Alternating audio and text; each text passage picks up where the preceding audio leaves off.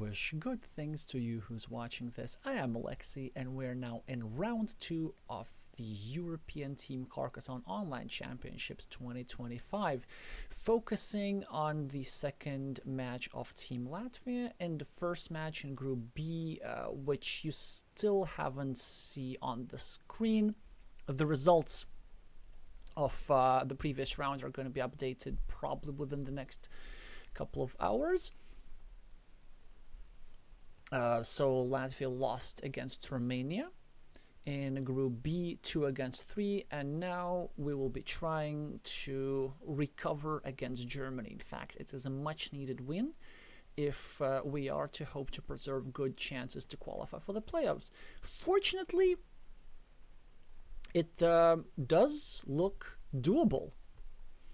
So let's have a look at the player lineups real quick before we start. You can actually see them on the screen already, but let me try and show you a bigger version. So on table 1, Kriškautis, the player was named Krisna, is playing against Germany's Zokerle. I haven't played much with that German player. They have been on the national team from time to time. Krisna is going to be the clear favorite here due to the experience and them being the reigning national champion and the 2024 Mind Sports Olympiad gold medalist. Table 2, and this is going to be our featured table, is immensely interesting. There's going to be quite evenly matched. So Germany's Karabujan, who more experienced viewers will know from his co-commentary in German on Meeple's Wizards Carcassonne channel, with his soothing voice and insightful color commentary, now more focusing on his development as a player, still solid rating, just as pretty much anybody else on the team. But Zone 222, that's not a relatively new player, but somebody who hasn't been playing that much in the top 5 in Latvia. As you can see, his rating is now 595, so nearly 600, at like a 150 rating point improvement over the last couple of months. So I'll be immensely curious to see what Ilmars can achieve here, and I think this is our main hope against Germany on table 2. Also, one quite useful fact is the fact that he's quite a fast player, meaning that table 2 is probably going to be done soon enough, and then we'll have time to watch either Norbert Eismays or Achilles Navarre or Silent Monk Medusa Hope. So the match is now starting, or will be in like 1 minute or so. As you can see, Karabujan has already been playing some practice games with his teammates.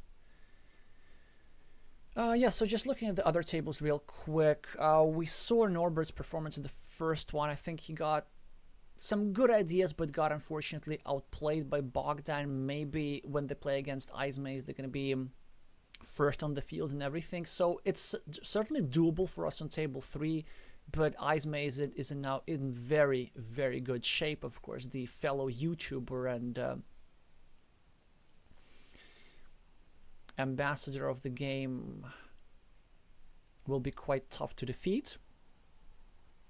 On table 4, we have our newcomer, well, not newcomer, but yeah, newcomer from 2025. This is their first European championship, but this is not their first championship in on the team.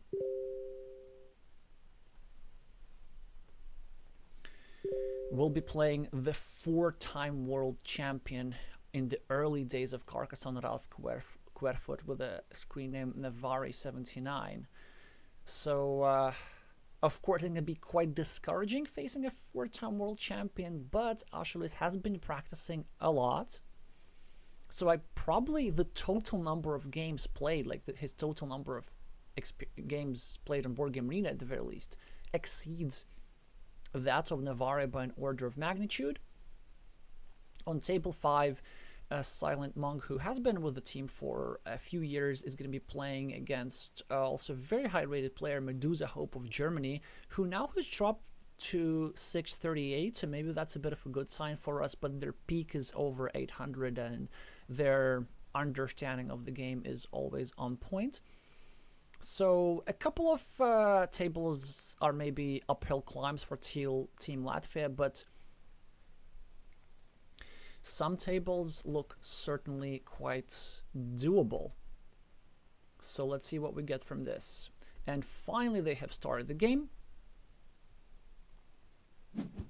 Karabujan is the starting player with the blue meeples, zone 2-2-2 with his traditional red to almost match the color of the flag. It's a pity that no white meeples are allowed in this game. Maybe that's because they would be too easily confused with the road. And 4 points for Karabujan and 4 points for Ilmars.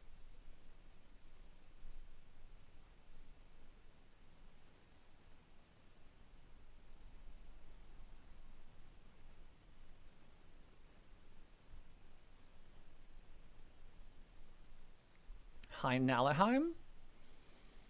Ilmars has appeared to not seen his tile yet, but finally 4 points have been scored. And Karabujan takes the first road. Ooh, now it's going to be interesting. It's not an easy tile to play for zone 2-2-2. So what is going to be their style? And they go for the early farmer. I knew it. I knew it. It's definitely a legit move. And the disadvantage, of course, is that we're relinquishing a city cap. Oh, isn't that interesting? This is not the move I expected from Karabujan. So this is very much not the German style of playing. It's basically playing field restriction and playing scoring aggression. So he takes away the empty road end, and he's also trying to kind of use this road end like this. Yeah, you see, so pre-building this here road. Now, Ilmars, of course, takes the 3 points and shortens the road. And now look at this. His field is looking very, very good. 2 completed cities. A bunch of green squares. The third city is now actually controlling this road. So if Ilmars just goes here and like starts a new city and really leaves this city alone and just like builds up a little bit later, yeah, this is looking actually pretty good for red. But I'm about to eat my words, as the first monastery of the game is drawn by blue, and it's a very nicely placed monastery, getting a couple of extra points. And look how that's a very strong move from Karabujan, pre-finishing his road and also setting up a fields connection and immediately a field reconnection from zone 2-2-2.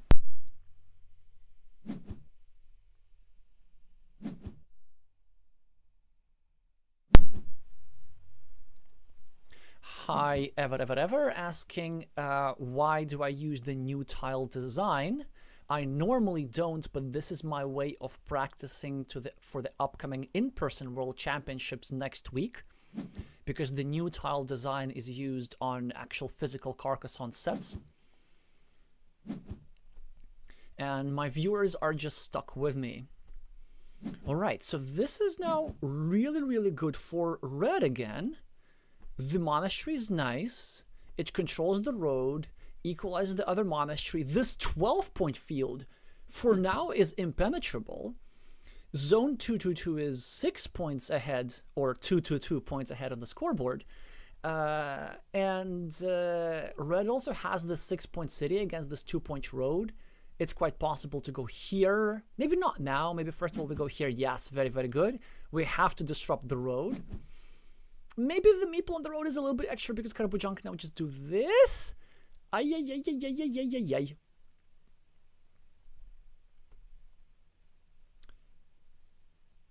But the fact that, yeah, oh, no. Blue's now going to go here and drop a farmer. Oh, this is so strong. Well, I just hope that they don't see that idea. But unfortunately, they do. Oh, they don't. They missed the farmer. They totally missed the farmer. Like, you always drop the farmer here as blue. It's just so safe. And the idea is that, okay, this square is blocked. So this city is now blocked, which is not a big deal because then we can block this road, and so we're going to be equal on meeple still. But this road is a little bit painful, if I'm completely honest.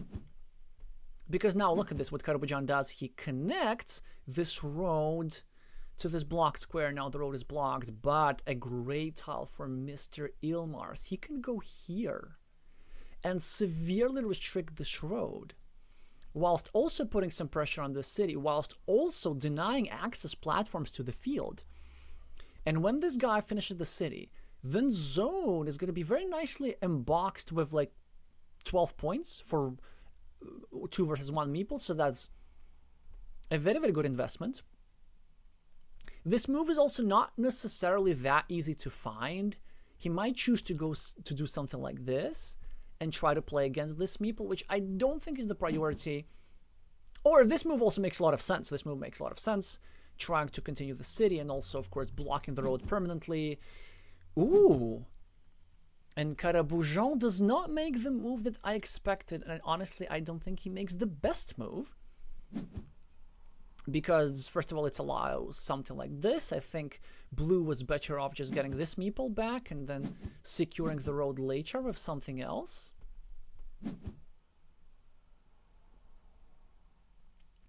So what is Ilmar's going to do here as Carcassonne kind of almost equalizes on the board? Okay, so this move must be a mistake. And the reason why it must be a mistake is because it just doesn't really do anything. It's a waiting move that discards the tile. I think what needed to be done here by red is just go here and try to create some attacking pressure against this square. So Carcassonne now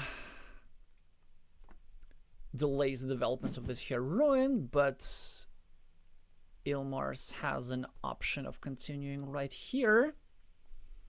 Now the road meeple is going to come back, and now we have a very, very severe threat. So blue is going to finish the city and drop a farmer, and there's nothing much that we can do about it with this tile. So we just start a new city, and we just hope and we pray that Carcassonne does not have a city cap, but he does not. He has something close enough. He can either improve the safety of his city or maybe go here, drop a farmer, equalize the field, and also connect to the ruin. Well, now Ilmar surely going to go over here. Excellent move. First of all, restricting this, kind of making the square more vulnerable. Second, restricting this meeple. It's beautiful. Unfortunately for us, Carcassonne is going to finish a 6-point city and get a third meeple back and take the lead on the scoreboard. And despite the fact that we have a wonderful ruin, a wonderful field for 12 points, there's still a possibility that blue could leverage his meeple advantage in the second half of the game and kind of still win somehow. So blue, first of all, is going to complete this here city for 4 points and obtain 3 points from the road as well. This would, of course, increase the size of this here field to 15 points, but it will be of no concern for the German player. This would also create a nice 4-point road going through this here area, and if red were to draw a starting tile, that would be a nice scoring opportunity for 5 points here. Since the German is thinking, I'm trying to imagine what kind of alternatives there are, and apparently not many. Just wanted to double check and triple check everything.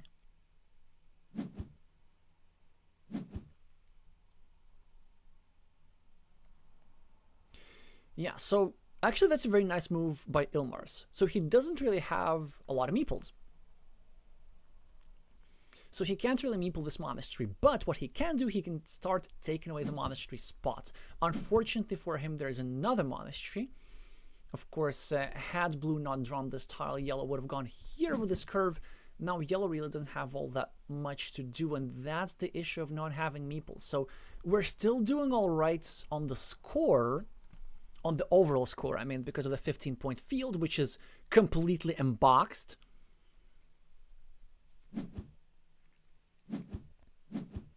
Oh, that's a very smart move by Carcassonne. Taking 2 points, but limiting the growth of this ruin. Not allowing a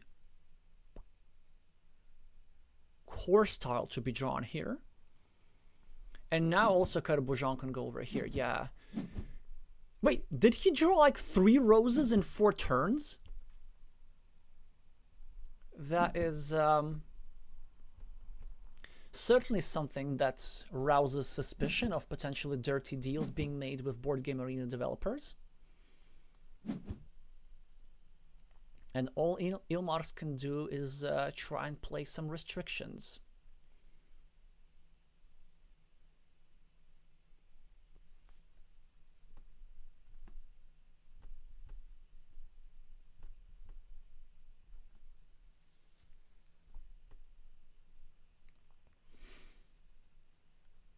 Yeah, lots of possibilities for Carcassonne with 2 meeples. He can just do this. Yeah, that's completely normal. Ilmars could restrict the square if he wants. He chooses not to. That actually makes a lot of sense. Carcassonne gonna get his meeple back. Actually, you know what I'm thinking? If red were to get this tile, then red can go over here and make a permanent block against the square, given the fact that there are no roses and no starting tiles remaining. I wonder if Ilmar sees this. So doing something as simple as this would have also been quite annoying. And then on the other hand, from Carcassonne's perspective, he could just go here and try to build up his city as a ruin, but still have a backdoor option of getting himself a starting tile that fits here. Instead, he just chooses to complete his monastery, or try to complete his monastery. It makes all the sense in the world. Probably Ilmar is going to go here. Yes. Unfortunately for us, the monastery is going to be immediately completed. Or will it? It's also not crazy to sacrifice the meeple and just go here, but I don't think really Carcassonne needs that. Yeah, and it's a lot of stuff on the scoreboard. And at least Ilmar is now going to block one of the meeples of Carcassonne. I think it's going to happen very soon. Like within a few seconds, right? Because we just go here. There's no real alternative move available for us. Oh, and he chooses to be extra aggressive, so he meeples a ruin of his own. And that's actually quite interesting. And also, it's not necessarily a ruin because there is a splitter tile available. And we could just go here. Or we could not. But in theory, we could go here and then try to finish the city somehow. What we really need as red is a city cap. It has really been a long time since red drew a city cap. Wait a second.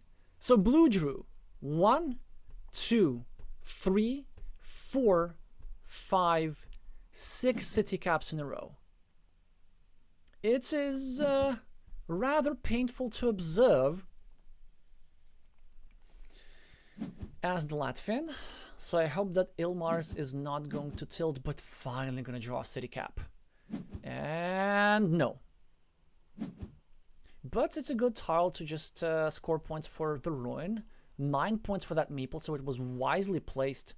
Unfortunately, a good scoring tile is available for Carcassonne, who can just take 2 points anywhere and have some field expansion motifs. If you were to choose to go, let's say, here, then a couple of tiles could bring this here city into this field potentially, although there might not be enough time to do this. 2 points road have been scored by blue, minus 32 on the scoreboard, and finally Ilmars gets himself a meeple back. So Carcassonne is going to create the threat of completing his city on the left, and we need to do something about this, I presume. Or do we? We just need to do some quick calculations. And yes, indeed, we need to address that threat, given the fact that there is one vertical splitter available. So one tile, one city cap that is actually possible here. But from Ilmar's perspective, being minus 26 on the scoreboard, I wonder, do we even waste a tile to go here? Or do we just simply hope that we draw the last suitable city caps ourselves to score some quick points?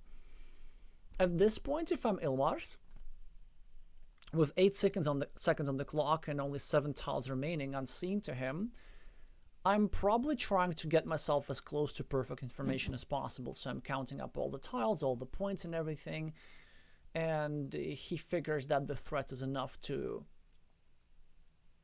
actually make the block.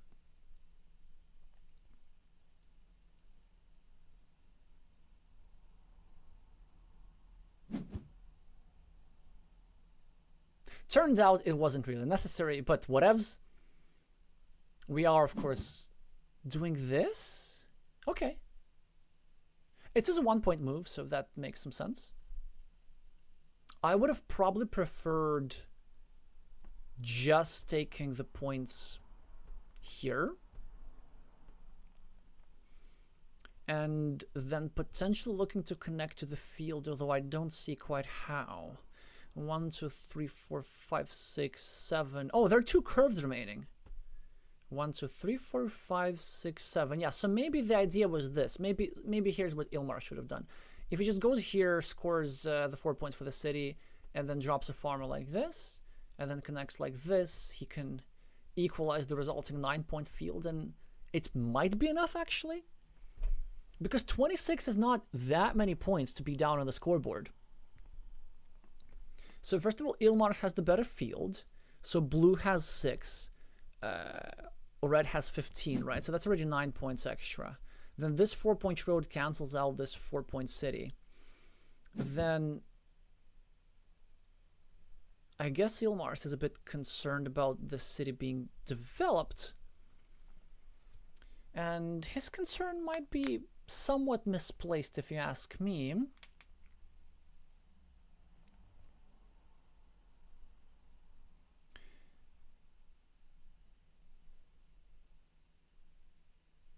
Like, Ilmars wasn't really that far behind. Because this here ruin is a lot. I think at the time of this move, he was behind like 5 points or something. Yeah, and he would go here and then drop these farmers. Then he probably just equalizes. I think Red is gonna end up losing by a little bit, by a smidgen.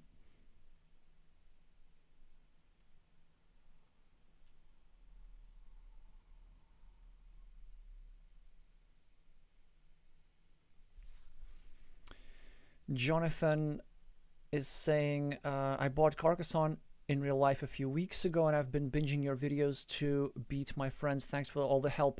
Thank you so much. I appreciate your message. It is truly heartwarming. Maybe your friends appreciate the videos a little bit less, but it is their prerogative.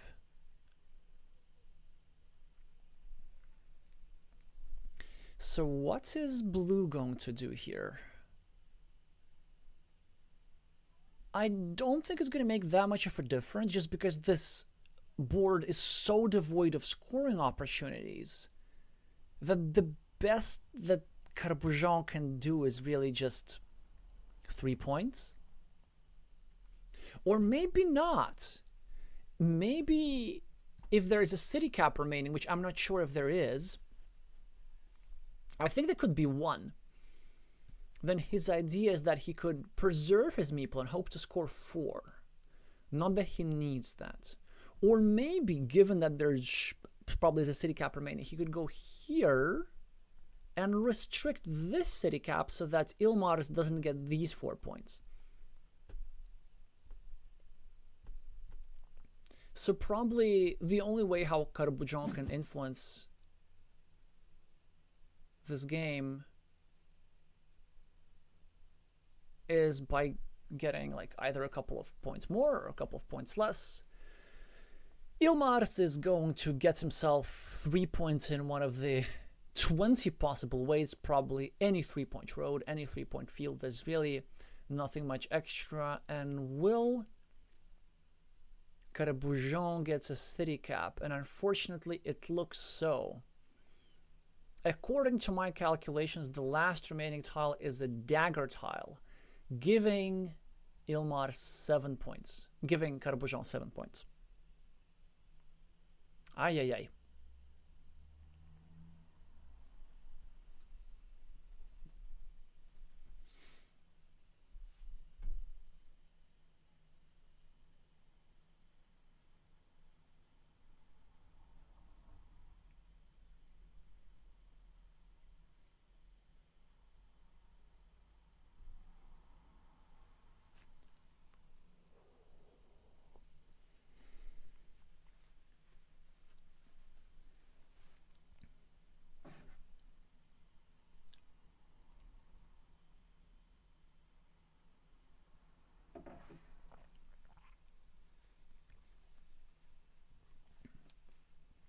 I wonder why Ilmars is taking his time on this one.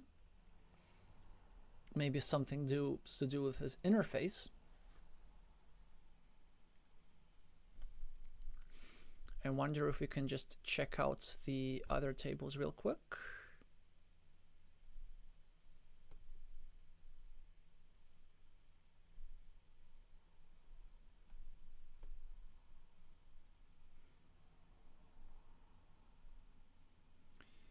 Still 0-0.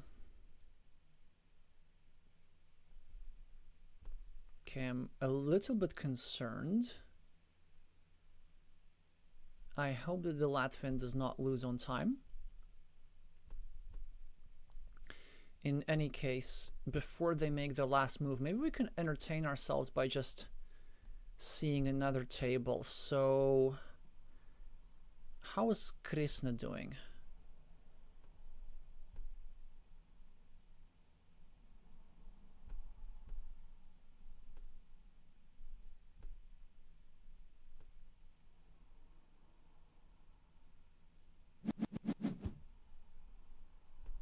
So they have 4 tiles remaining, and this one's not looking very good for the Latvian.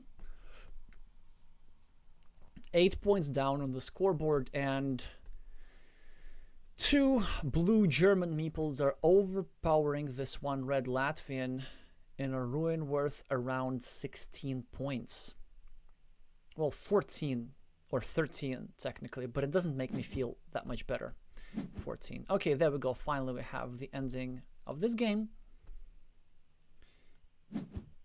Can Krishna do anything about in this one? Maybe something with the fields could help him. Actually, yeah, maybe this one's not over. No, this one's not over for sure. We have to watch the end game. Yeah, and Carcassonne does indeed score the 7 points, so that's a little bit unfortunate. I think that with some more precise play and maybe a better tile draw, Ilmars could have sneaked one past the German in the end game. But overall, really solid effort for the Latvians. So very nice field restriction, very nice, I think, geometrical awareness. This ruin also wasn't actually quite obvious to recognize. I think the one teeny tiny issue I have with Zone 222's play is this here meeple on the road, which was prone to a block, and this is exactly what happened. But look at this. First of all, if the tiles, if the final tiles were reversed, then instead of red getting 3 and blue getting 7, red would have gotten 4 and blue would have gotten 3.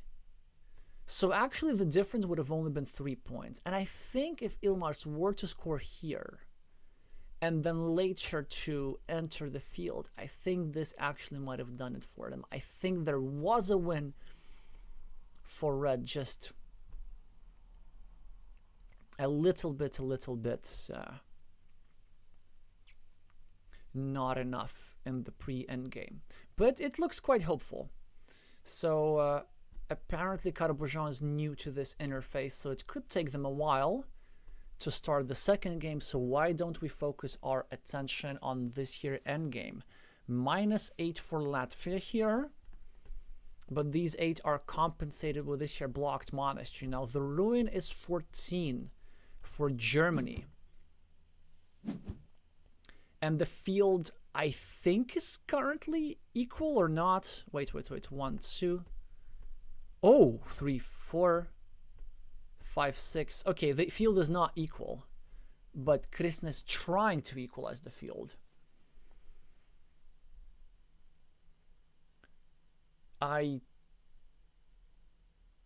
Do I just not see? Ah, yes. Okay, now we're talking.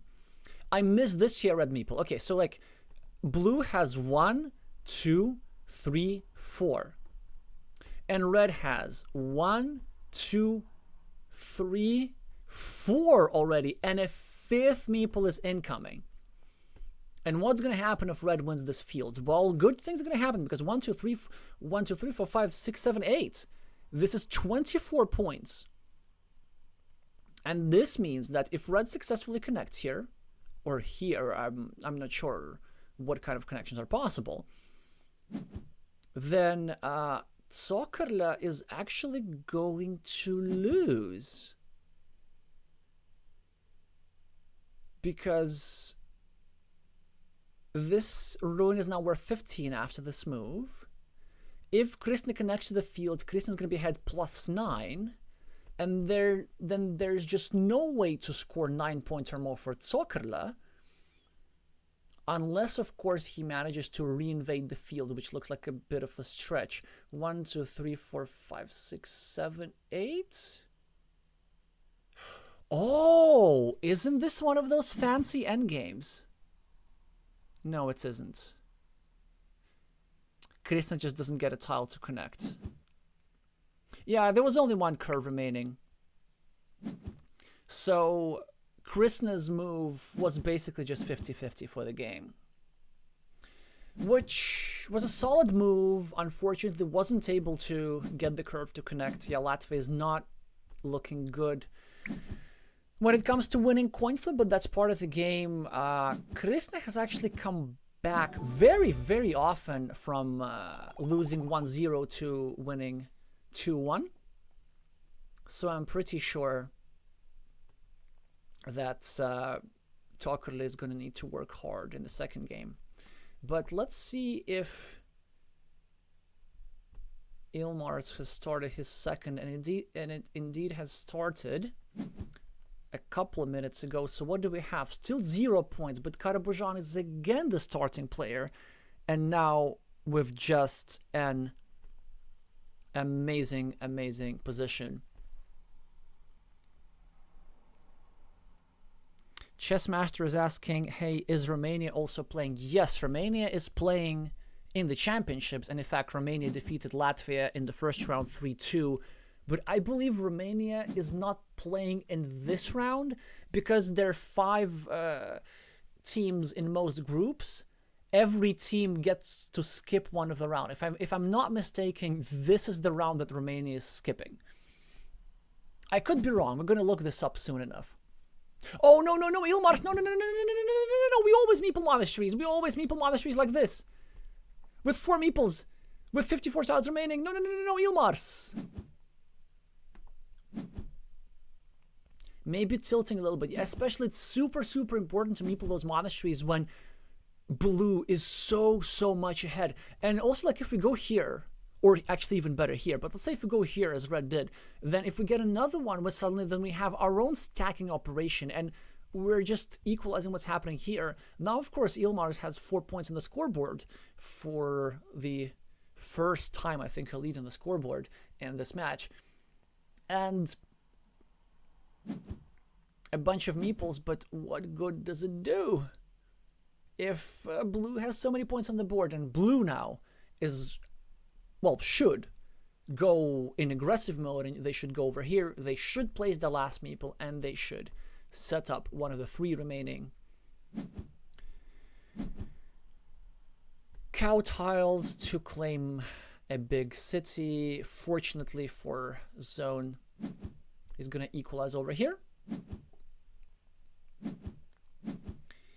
And a disaster is averted, and now suddenly Karabujan is without meeples. Oh, that's a great move from Zone. That's a great move. Because even though it gives 1 point for this here monastery, it really annoys this meeple. It actually kind of annoys this monastery because of the possibility of a permanent block. And look, Karabujan doesn't even bother defending. Ilmars now trying to fight for an even bigger city, and as Karabujan, now you have to be scared. Like, do you even go here? Because if you do, your opponent just does this and this.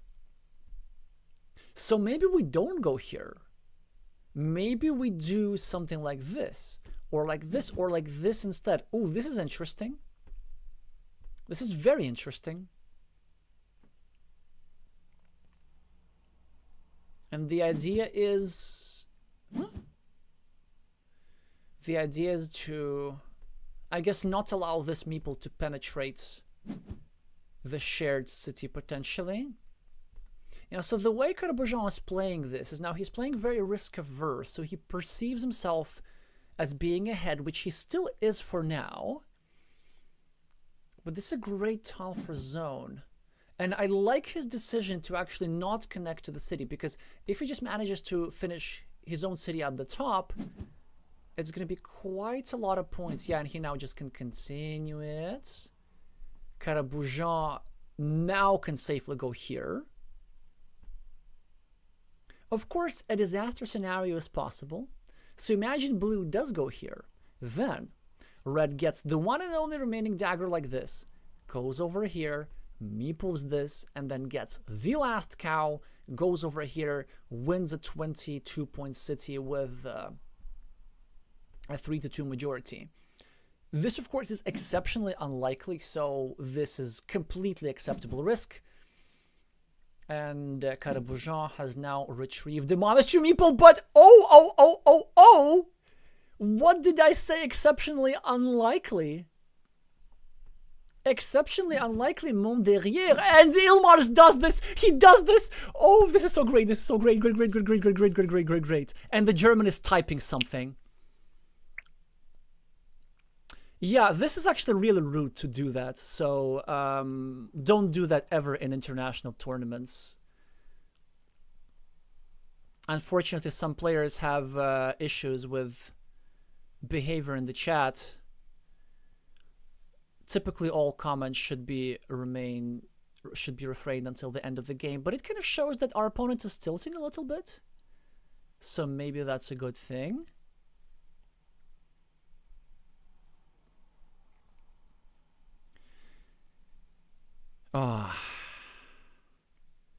Now, zone has to draw a cow, like right now. Please draw it like right now, immediately. Come on, 1 in 34 chance. Maybe next move. Carcassonne very wisely went on the farm because the field is going to develop. Zone gets himself a meeple back. Only -9 now on the scoreboard, so this looks playable. Looks totally playable. Carcassonne now trying to develop his field and create some vulnerability against Zone City. Zone is now creating the threat of completing the city entirely, and Carcassonne cannot invade. He can only restrict the city, but he can only restrict it partially. So if Ilmars has something like a starting tile in hand, there's really not that much that Carcassonne can do, which is why I think that maybe blue has to go here. Okay, this is also a solid move. Red has a variety of options. Yeah, this is one of them. I probably would have preferred going here instead, with the idea of indirectly protecting the square, because now Carcassonne can go here and restrict the city towards a 50-50. There's only one dagger of this kind remaining, but maybe as Carcassonne we don't do it. We could just go here, score 7 points for our field. That is nice. Yeah, I mean, I can't sacrifice 7 points for a 50-50 block. So let's observe what is about to occur.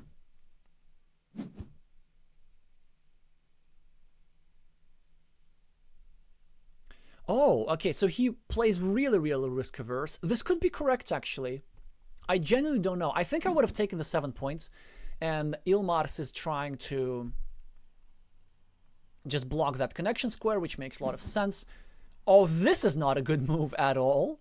Carcassonne just leaving an 8-point city up for grabs, and this looks like just unnecessary risk to me. So what is Ilmars gonna do? Maybe just score 2 points here. Disrupt the field potential a little bit. Maybe score 2 points here. Maybe start a 5-point road. That seems to be a bit too aggressive, if you ask me.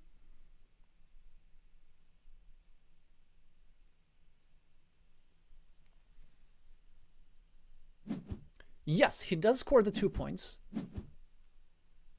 That's actually a pretty solid move. -7. Oh, come on! Come on!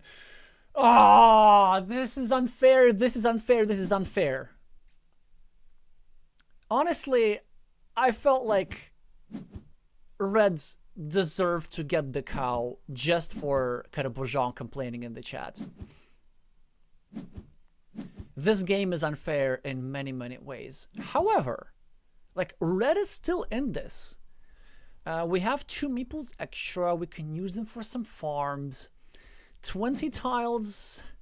It's a bit tricky to do something in just 20 tiles, but we have a splitter now. We can start a 10-point city over here, perhaps.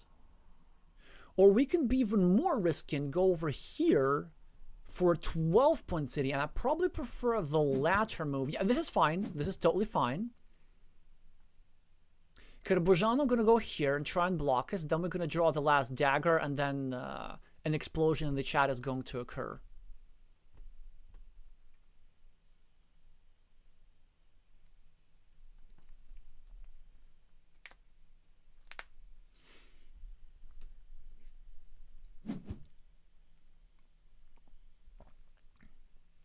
Well, not quite, but a dagger is going to be drawn later. So what does Ilmar need to do now? I know. Okay, here's my idea. We go here and drop a farmer. No, wait. Forget I said anything. That is bad. Maybe we do something. No, yeah, we just go here and drop a farmer. Simple moves, 6-point field, connection to this here field. Like, just play normally. And then we hope that we can draw this dagger soon enough to pose a sufficient number of future threats. Then maybe we can get ourselves... Yeah, sure, but no, not really. I think maybe he missed this here move. Oh, that's unfortunate. Yeah, I really like this decision. We are going to get blocked here unless Kara chooses to go here. No, we do get blocked, but we get ourselves a city. Okay, this is not over. The farm is maybe a little bit extra, but whatevs. Actually, no, the farm does make a lot of sense. Because eventually, the field is going to go over here. Yeah, this is a good decision. I think now Kara is now trying to block this square. Nothing much we can do about it. I don't think it's worth the sacrifice. We have to take the 4 quick points over here. Yes, we're 11 points ahead on the scoreboard, but our opponent has a lot of stuff on the board. Monastery for Carcassonne, and a fantastic tile for zone. Field expansion plus 3 points. Okay, this game is headed into a positive direction. 2 quick points for the German.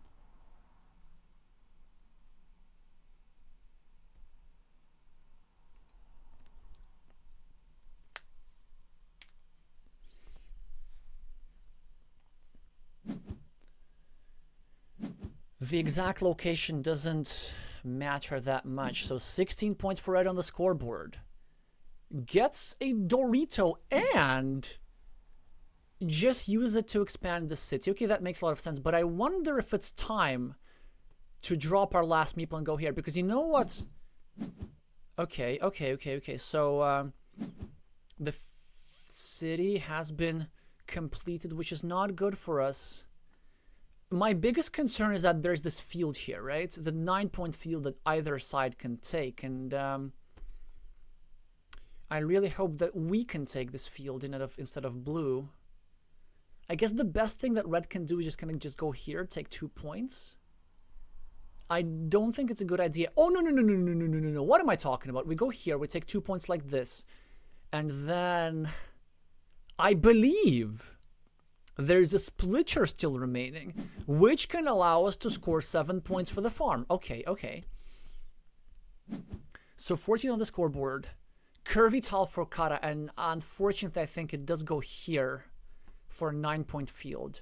Or here for a 6-point field. Maybe that's even stronger actually for them, because then there's no risk of the 2 farmers being neutralized in the center.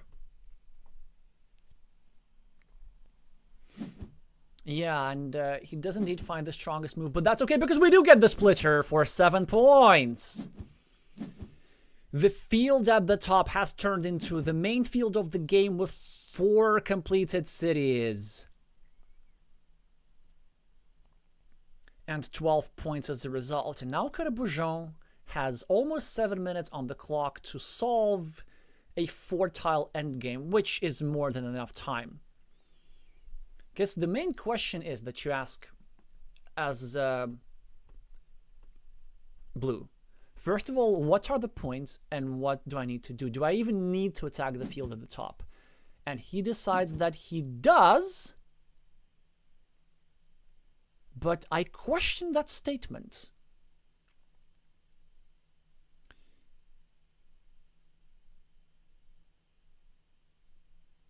Are there even road tiles actually remaining that go there? Because I can't see straight lines. 1, 2, 3, 4, 5, 6, 7, 8. Well, there's a curve remaining, I guess.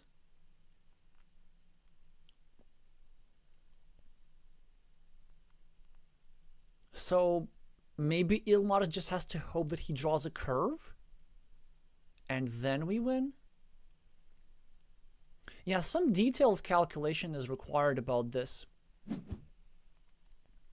He just takes the 6-point road, which makes all the sense in the world. Okay, Carcassonne, also with not an obvious decision. Oh yes, it's an obvious decision, of course. He gets to connect to the field. Which makes me think now, maybe Ilmars could have scored more. Maybe instead of getting the whatnots 6 points for this road, he could have gone here and dropped a farmer and hoped for a curve to reconnect to the field. So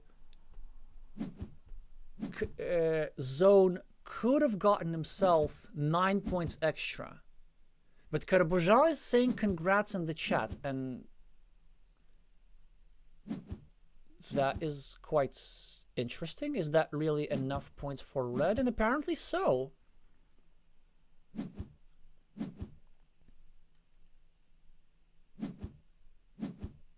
Oh, look at this. Did Ilmars calculate this?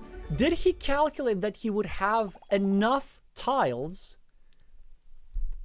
on, like that he would have enough points that he can actually withstand the field's connection? This is actually insanely impressive.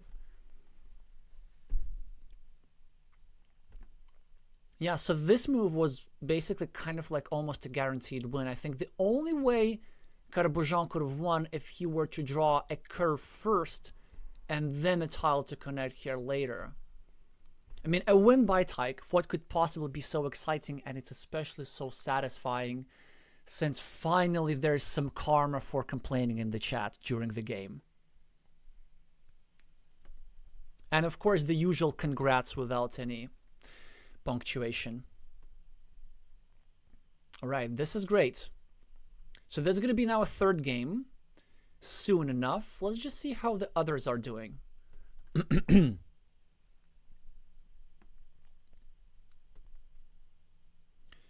So Norberts and Ice Maze are playing a decider. Silent Monk and Medusa Hope are playing a decider.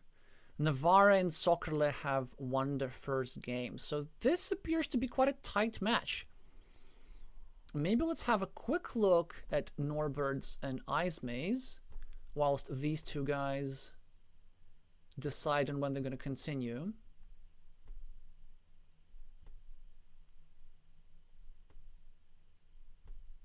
Oh, these guys have just started their decider. This is interesting. And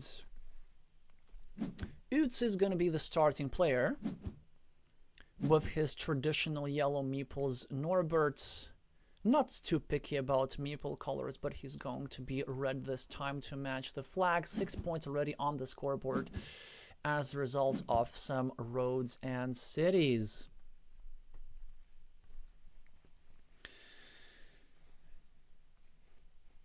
The first monastery in the game belongs to yellow.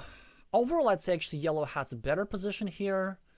despite the fact that red is already having a scoreboard. And the reasons are several. First of all, the monastery is good.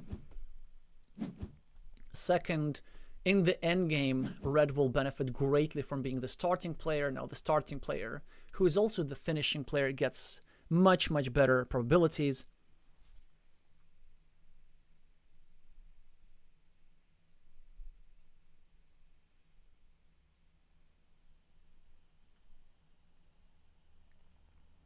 So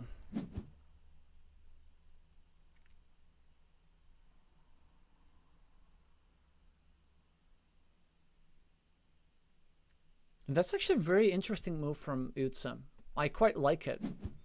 The idea is, even though it looks like he's restricting his own square here, his idea is that he wants to set up a tile like this so that he can score 3 points for a road, whilst also creating a vulnerability on Norbert's square. And he knows that this square is actually very safe because there's no way in the world how red is going to go here and try to restrict this square, because this will also restrict red's city. The only way how red can do that is with another city cap, setting up a Dorito whilst also putting pressure here, but this is not particularly likely to occur, as red has other threats to attend to, like he's trying to prevent yellow from completing the city over here. Currently not successful, but I really like this move here from Norbert's. Now, not much that he can do about this city potentially getting restricted. I say we just grab the compensation by going over here with 3 points. An alternative is to go here and create a vulnerability here, but I don't think it's quite worth it. It's going to take a while before this monastery can consolidate. Even if Utsu were to draw a 6-pointer here, then there's suddenly the threat of going here, having 2 of his meeples trapped. So even though stacking is typically very good, in this particular instance it would be only very good without the second very. 9 points is the advantage of red on the scoreboard. I think maybe here it's not necessarily the moment to spend this much time, like Norbert's going to need this later. I see there's going to be quite a tight position, quite a tense position,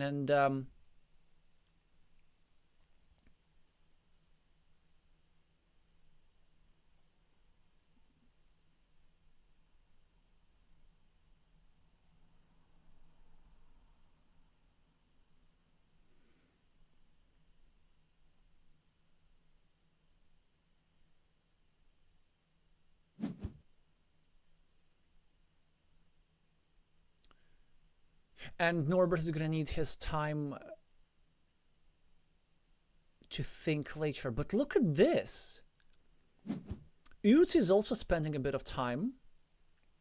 I think almost over half a minute on that move, which is very uncharacteristic of him. Norbert's now gets a wonderful continuation. He gets to threaten his own 10-point city in the long term, or in the mid-term, whilst also severely restricting the square. There are now only 2 tiles available, and Norbert's can even later do something about this. Ooh, one interesting move that Norbert's can make, now that it's not possible to continue the city at the top as a result of the restriction placed here by yellow, is exactly this. This is so brilliant by the Latvian, like you've no idea. The reason why I like this move so much, because the standard move in a position like this is to place this Dorito over here, potentially leaving yourself restricting options, but making sure to eliminate this attacking platform for yellow, right? So that yellow cannot join the city. But why is red not concerned about eliminating that attacking platform? And their answer is because if Ice Maze goes here and tried to connect, Ice Maze would be exposing another platform so that red could block this city. And so red knows that it's completely safe. In fact, you can just even think of this attacking platform as almost non-existent. And red has basically covered up his city. So the reason why these moves are so difficult to see, because they kind of break normal Carcassonne rules.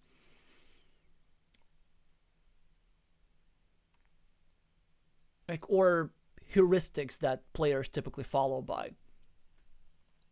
Alright, so of course, yellow recognizes the threats of the city and places a move which decreases the quality of 2 of red squares. Okay, finally the first slip up from Norbert's, I think. It was actually better.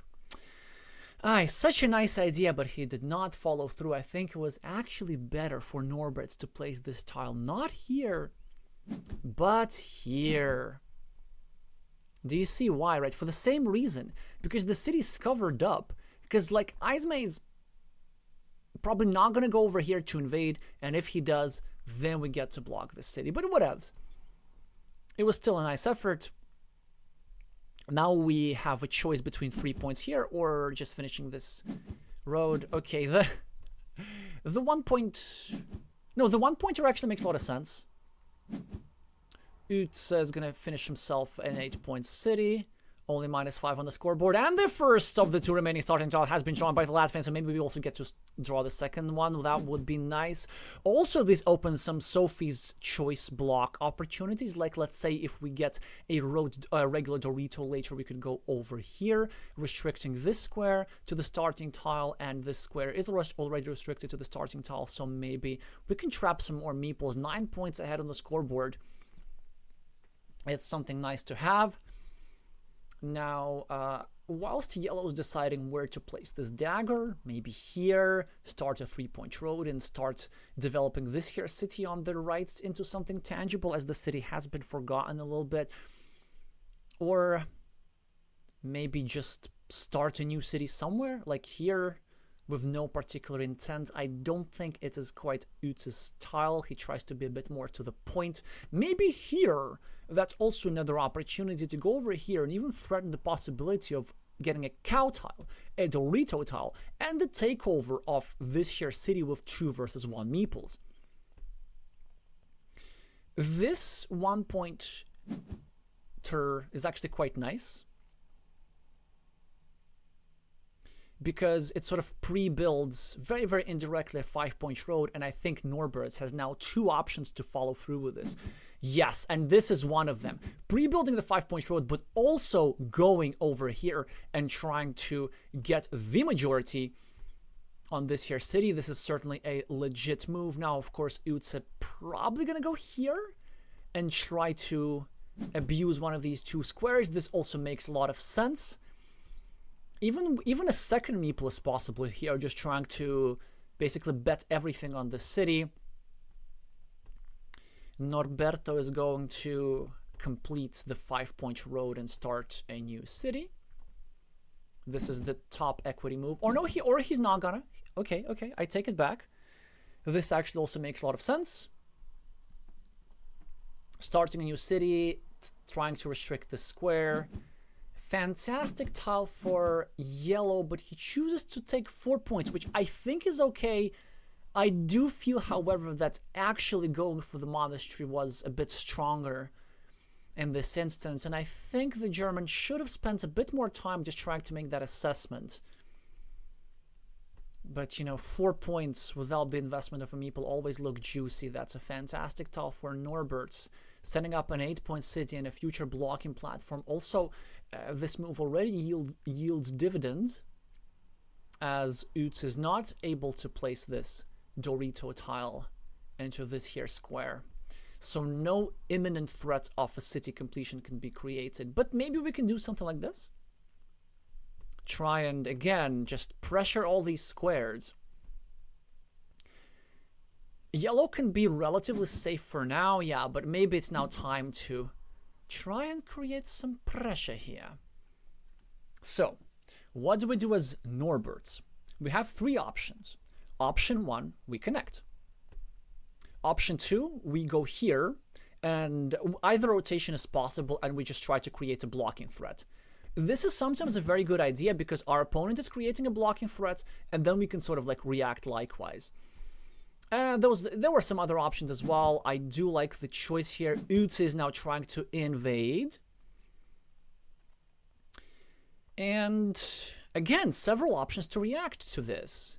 We can either re-invade through one of the 4 remaining tiles like this, or we can start blocking. The invasion makes a lot of sense. Norbert figures he has a lot of meeple still in play.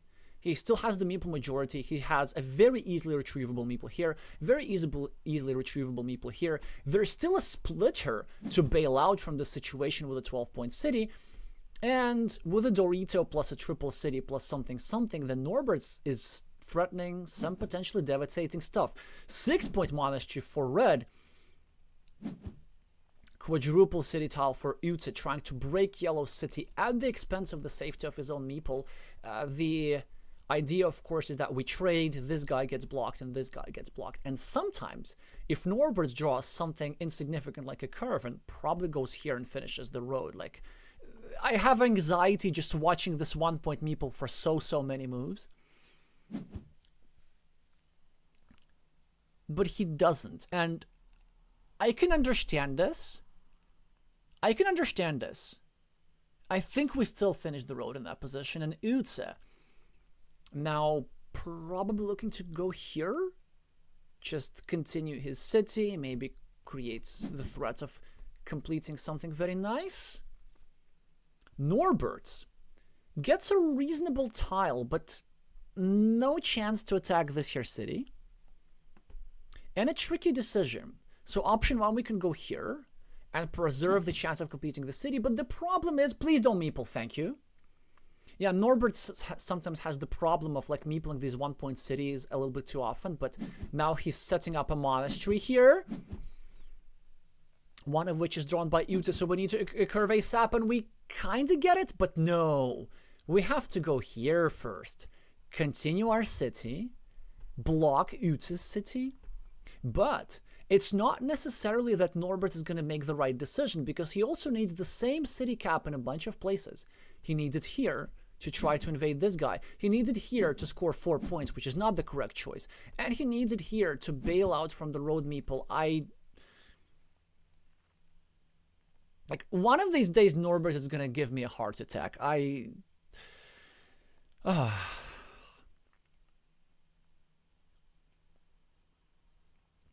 it's not a bad move, necessarily, but it's just so tense. It makes the position so tense. I don't know. I really like going here, right? Because this city is a threat. And we're not going to get that many chances to block that city, actually. Because we can only block the city with a city plus road tile, and there are only so many city plus road tiles. So, in the first match today, Norbert has shown, I think, a bit of excessive greed for these 4-point cities. I know I love quick points as much as the next guy, but sometimes, just sometimes, there are other priorities in the position. So Norbert has interesting choices. Option 1, we go here and we like restrict the city a little bit, and now yellow needs city plus field tiles in a bunch of places. Option 2, we go here and we create the threat of a permanent block and also the threat of a Sophie's choice block at the same time. Utemate complete his city. Now I implore the Latvian to finally complete his 5-point road, which he does. And yay, scoreboard lead, that's nice.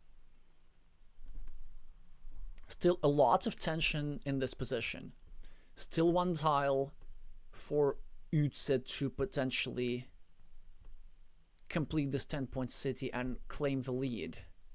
Norbert could get the splitter and get himself a sizable city, or he could get a Dorito plus triple city to win this city/ruin.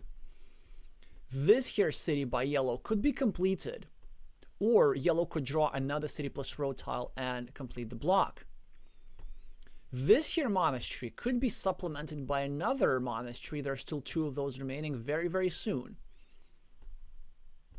A lot in this position is going to depend on the timing. The issue for Norbert is that what he has in his hand is a simple, uninspiring, uneventful curve. And yet, I still see productive moves. Yeah, sure, that's one of them. But maybe it was even better to try and like play against this city. I don't know. This move's reasonable. Let's see if the German responds in kind. Well, actually, how can he respond in kind? Going here, starting a road seems a bit weak. Maybe going over here, potentially even going on the field and trying to put a bit of pressure here. And Norbert's now going to need to react, because now there's a big threat of Utse getting a road tile and blocking his monastery. So Norbert's might want to go here to protect said monastery. But he also needs this tile to go here and create the threat of completing a sizable city. Maybe not now. I think that's not the top priority, because we need to resolve the tension in this square first. So we can sort of eliminate that move. But he also wants to go here to kind of equalize these two cities and not allow Utse to have a threat of completing this city. Yeah, and he does this. And that makes some sense. And the German does not get the tile that he wants. I mean, he's going to get 2 quick points somewhere, maybe here. But what he really, really wants, of course, is a road tile to eliminate the severe threats of finishing a monastery with another monastery. A threat which I can't wait to see on the board.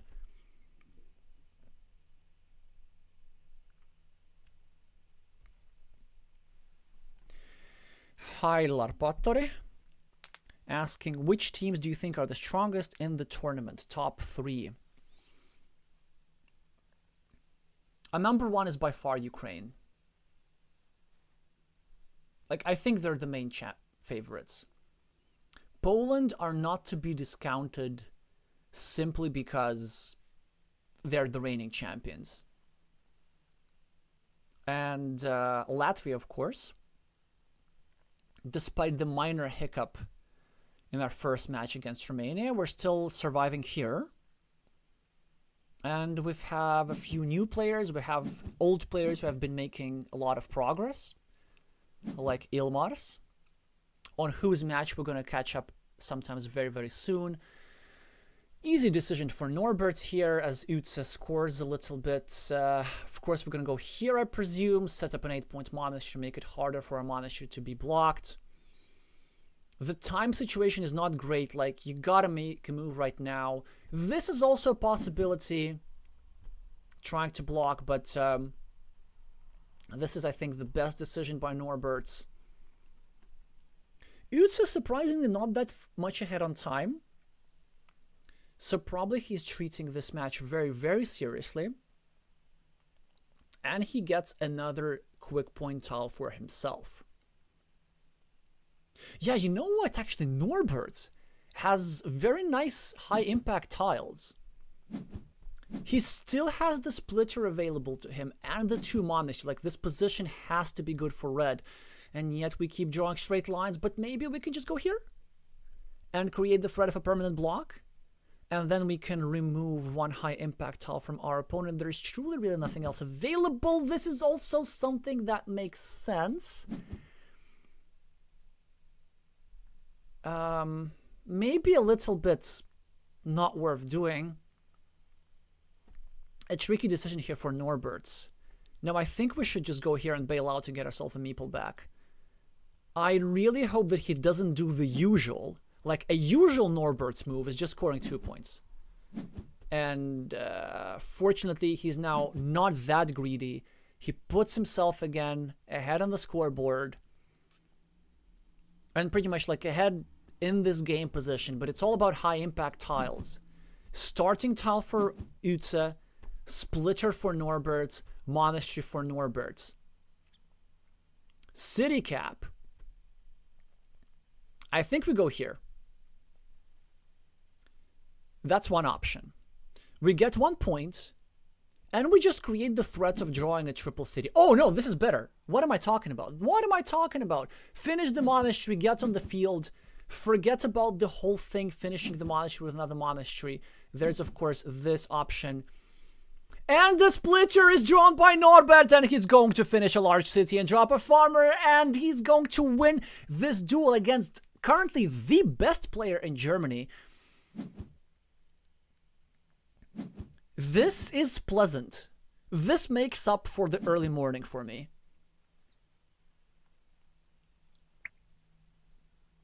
GG. Ismays is saying. And 5 tiles before the end. It is probably an appropriate thing to say. Well, NGG responds, Norbert's kind of understanding that I don't think there's any way for him to lose the game other than on purpose, and hopefully for y'all who want to improve your game, this is a good illustrations of high impact tiles. So you set them up and you wait for them to happen, and if you have more options for high impact tiles than your opponent, then you're more likely to win. Now Uta can still draw a starting tile for this here guy, it's just not going to be quite enough. And honestly, if he doesn't draw a starting tile, then I will even be a bit sad for him. Norberto with a bunch of options. He could go here, start an 8-point city. He could go here, claim a 5-point rune. He could go here and block Utsa's city. Yeah, that makes a lot of sense. Utsa does get the starting tile and does have a bunch of points. Norbert's, of course, going to go here for a 6-point field, which I hope he does see. Oh, Napalm is confirming that Ilmars also won his decider, which is so deserved. Ilmars for the win, and now Krishna's match will be decider. And apparently Krishna's also playing the decider, so he won against Tokarla.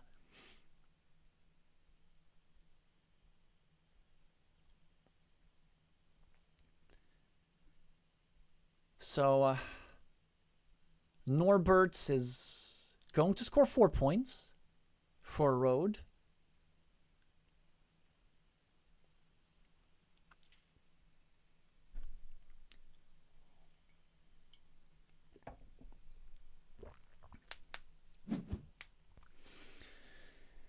And he's not going to lose on time. And finally, for the first time in this tournament, he's going to finish a game with more than 1 second on his clock.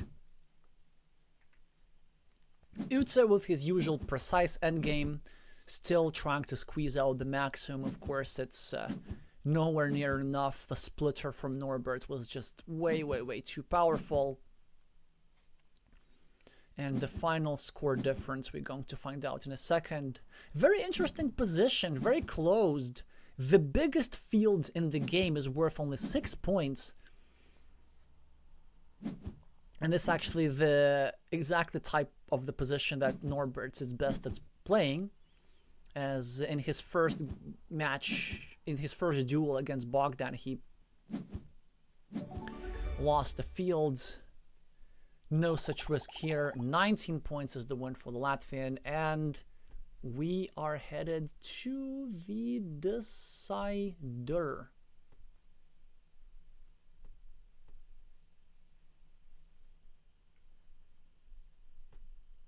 So yeah, quite convincingly Krish won the second game, and we're already in the middle of the match decider. And Krishna's ahead 13 points. Will that actually happen? Will Latvia manage to defeat a team of like 100 ELO points above on average?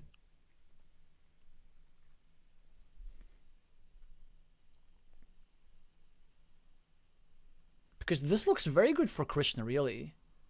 I mean, the scoreboard alone, plus the threat of invading this here city, plus the field control, which is why Blue is now trying to invade. But look at this. Krishna gets the ruin, so the field control is not going to really do nothing for Tsokarla.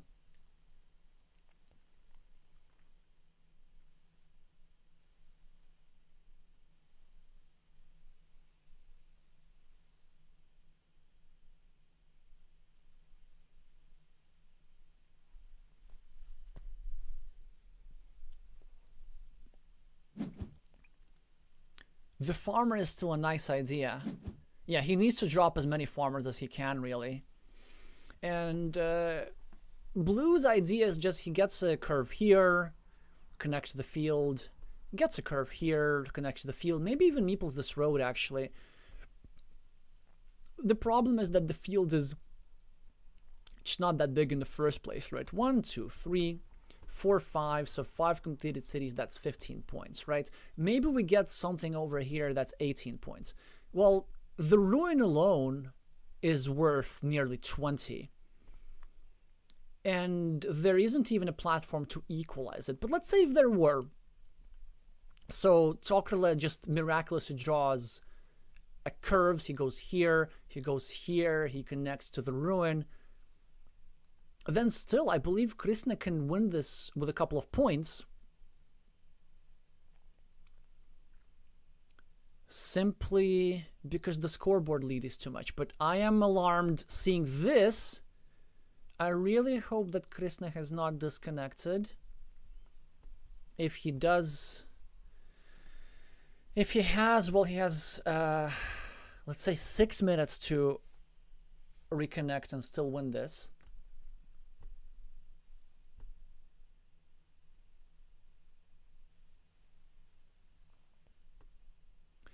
Okay, well, for some reason, the system still shows him as disconnected. This is the meaning of this here gray symbol. And Kristen decides he wants to farm, which is okay with me. This is actually a nice idea, and it worked. He's probably even going to claim the 6-point monastery, because why not? But the 6-point monastery probably not gonna do too much for his winning probability, so he just decides to preserve a farmer for farming. And I decide to preserve tautologies for tautologies.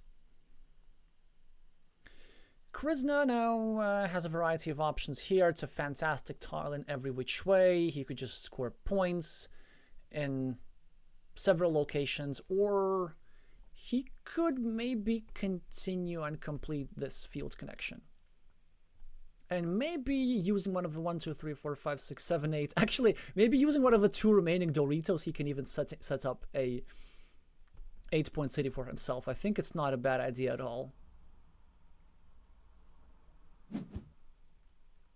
Well, yeah, I think he's being like a little bit conservative just because he can. He has a 2 versus 1 majority on the field.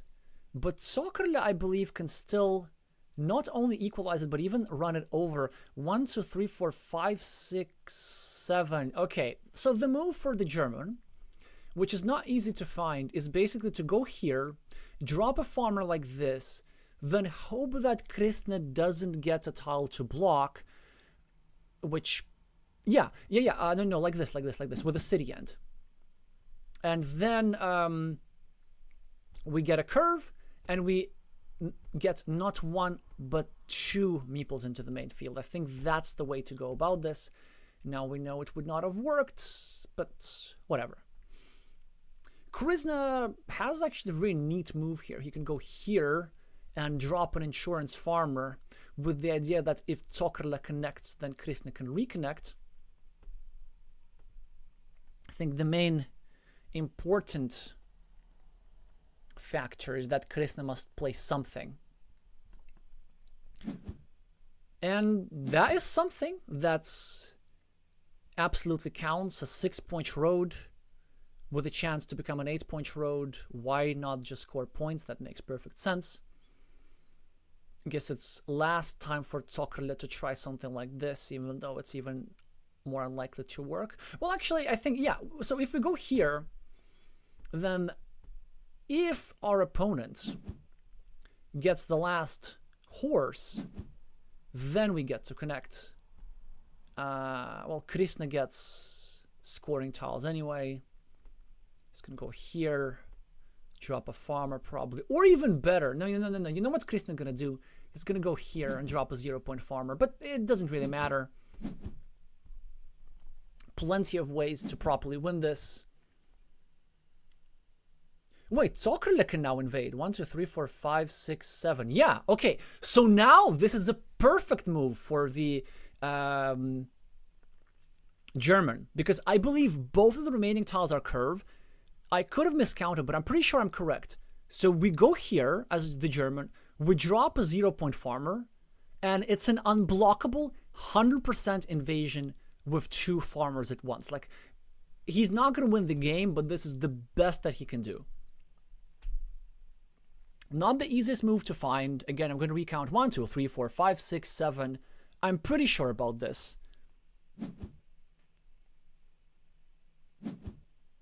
And he does not find it, so... Oh, and then Krishna can actually go for the insurance. Krishna can go here and drop a farmer, not allowing Zokrle to complete this connection.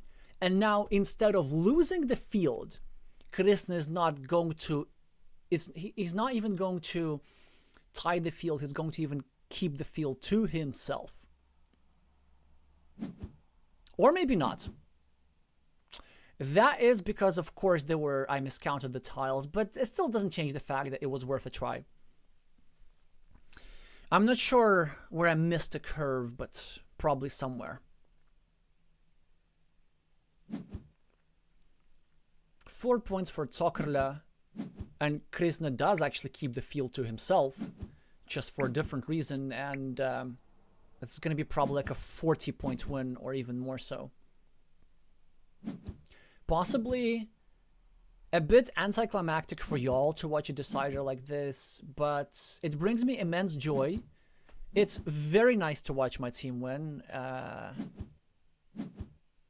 especially against somebody as strong as Germany, the former European champions of 2020. 50 points win. So Latvia is on the board. And actually the tiebreakers are pretty decent. We still have a match against RCP. We have a match against Hungary. And before looking at the tournament situation, maybe let's see if there is anybody else whom we can watch. So who's playing right now? Latvia, Germany just finished. Belgium, Spain, 4-0. Like, I knew Belgium was good. I didn't know they were that good. And they can even get 5-0 if Crafty Rav gets Kinkelodian. So I guess since this is the only match going on, why don't we just have a look at Crafty?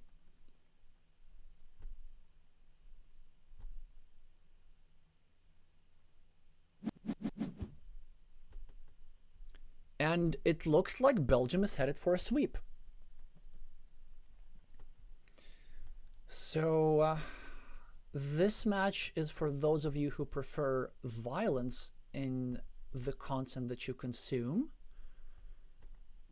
So 12 points on the scoreboard, a meeple extra, this here ruin, this here monastery. Okay, Kinkelodian actually has a chance to complete this city, I'm gonna assume. And it is probably gonna be somewhere enough for them to equalize the game. The Spanish player with blue meeples also has a 9-point field here, which is currently the biggest field on the board. Crafty has a scoring tile, which you can use to score 2 points in a number of ways. Maybe here is a bit more aesthetic, and actually probably more correct. Could also drop a farmer, but it's a bit too early for this. We don't want to be using a quick point tile. Could drop a farmer here and try to equalize, maybe even get a curve and try to claim a wrong road. I don't think it's that necessary, so instead he goes for a blocking move, which also makes, of course, a lot of sense. He must have calculated that blue still has some tiles available for him to finish that city, and so he chose to prevent such an eventuality. Crafty with another interesting tile. Of course, we are immediately tempted to invade over here. We just need to double check the number of tiles available, and it looks like there are no triple cities. And there are no Doritos either, so this invasion doesn't work. Crafty just goes for a 6-point field, which is the best that he can do. But King Kilodian is going to finish his big city, and he's going to jump on the lead in the scoreboard. He's going to have an extra farmer here. And I think Crafty is going to struggle to compensate the difference with these here 3 features.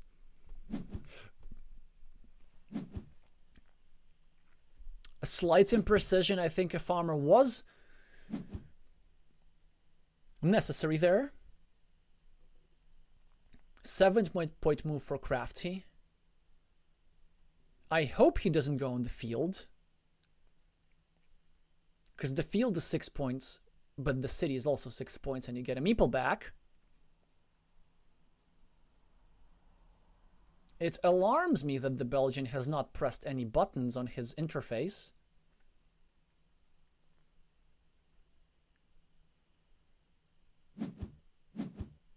And thankfully it occurs.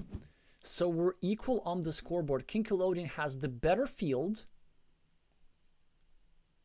And he's now about to have a pretty long road, unless he chooses to go here for a 6-point field. This 6-point road makes a little bit more sense to me. But 2 minutes might not be enough to calculate this endgame precisely. Sergey is asking, did you switch to the new tile design before the World Championship? Yes, this is precisely the reason. Okay, so... yeah. King Kilodian with an imprecision. So he goes for a 6-point farm, but he gives back a 7-point move for Crafty. And he's now going to get his long road and everything for 7 points.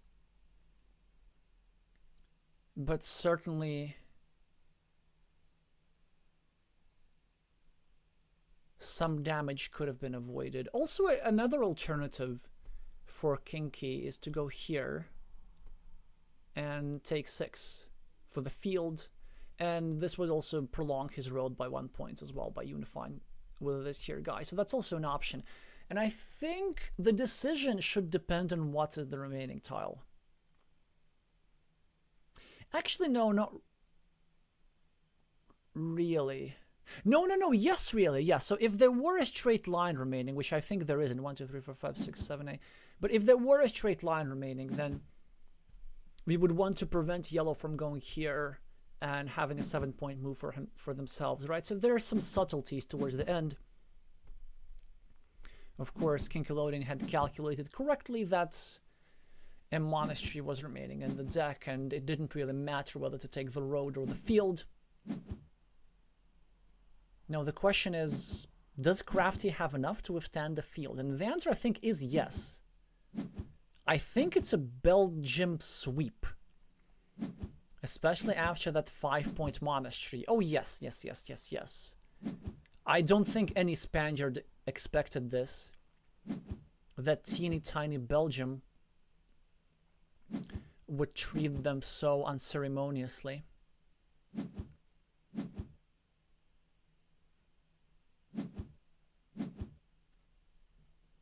Yeah, quite a confident 7 points win, 8 points win. So despite completing a rather sizable city, there's just not that much that King Kilodian could have done. Maybe one teeny tiny thing? So do we win if we drop the farm right here? No, I don't think we do, yeah. Well, maybe we do. Because then we meeple this road with a starting tile and we hope for the splitter. Yeah, it was very, very rough, I think. If there was any winning chance for the Spaniard at the time of finishing the city, it was probably like either 5% or less, like a very specific sequence of tiles. So we congratulate Team Belgium. And now it's time to look at the results more in detail. So the winners are France, Ukraine, 5-0 against Portugal, sheesh. Latvia, RCP Czech Republic, Poland, Belgium. And I'm gonna check with standings just in case. I don't think they're gonna be updated this quickly. Oh no, they have. Partially. So Ukraine and France are, well, Ukraine is in the lead in Group A, Poland in Group C, and in Group B, nobody has the sole lead actually, because everybody has lost at least once.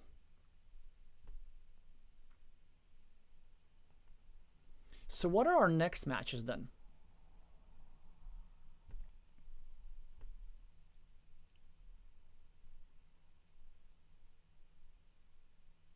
Oh, when United Kingdom has defeated Greece, that also must have been a banger.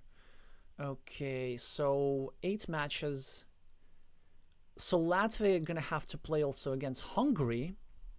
This means that sadly there will not be a stream for that round, as I will be playing and I'm not capable of streaming and playing at the same time. I mean, I am, but it would not be nice to my team if I were to reduce my playing capacity by talking at the time that I'm playing. And then later on, there will be a stream for this year round. And I will look at the tournament situation, and the match is probably going to be either Romania, Germany, Portugal, Finland, or Poland, Catalonia, yeah. Portugal, Finland, probably the most likely. I think this is the one which could decide the playoff situation. So a stream announcement will follow shortly before the stream, so make sure to subscribe to this channel so that your notifications are up to date. And then for the final round, I have to play a match myself, which means that there's not going to be a stream for round 5. And then whether or not there are going to be any streams tomorrow of the championships, of course, depends on how well Latvia does and in which playoff matches, if any, I am lined up. Craft Giraffe is pointing out that Ukraine has won 10 duels. Wait, what do you mean 10-1? No, probably 9-1 you meant. Like they've won 9 duels and lost 1 duel in 2 matches.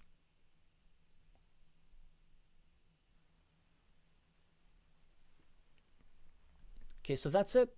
Is that the tournament situation? I'ma see you in 2.5 hours. Make sure to meeple the like button if you like this video, and subscribe for more competitive Carcassonne content like this. Thank you so much for watching, and I'ma see you soon.